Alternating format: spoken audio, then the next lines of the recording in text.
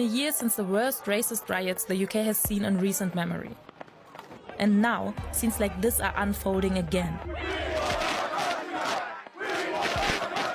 And extremism watchdog Hope Not Hate fears that even more anti-migrant protests and disorder might come this summer. So what can be done to prevent an escalation? We spoke to Kelly Fowler, who works on cohesion and integration in UK society, and published a report with recommendations to the government right after the riots in 2024.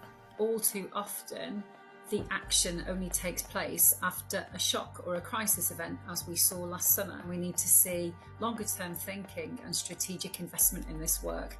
It cannot be a case of waiting for more riots to take place. So what happened this year? It all started earlier in July when an asylum seeker in Epping was charged with 3 counts of sexual assault, including kissing a 14-year-old girl, which he denies. Local protests took place in front of the hotel which houses him and other asylum seekers. What started as peaceful demonstrations turned into violent confrontations. What has been unacceptable has been the people who have come to Epping and committed violence, who have attacked people who work at the hotel, who have attacked officers, who have damaged property, and who have caused fear and disruption to the people of Epping.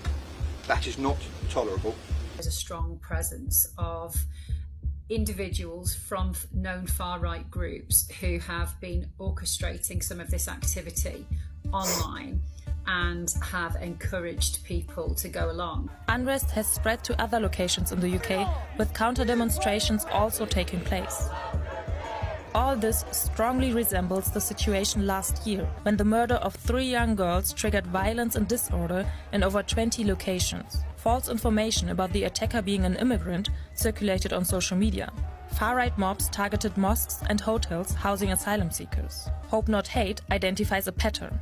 The events in Epping are a symptom of a recurring trend within the far-right, co-opting the high emotions of local people to whip up hatred. The far-right demonize and vilify all migrants, including the other innocent residents at the hotel, creating a climate of hatred and hatred locally. Sadly, violence is the result. The far-right is seeking to sow division in the local area, which does nothing to assist the victims of sexual abuse. The UK government now reportedly plans for a special unit to monitor social media for anti-migrant posts, but experts say more is needed. We need to see that asylum and refugee accommodation does not just become a focus for community grievances and extremist violence, and that means addressing those local pressure points and promoting integration. Fowler says authorities need to listen to people's needs and act accordingly. A key factor here is strong local leadership from councils. They can offer employment support to tackle poverty,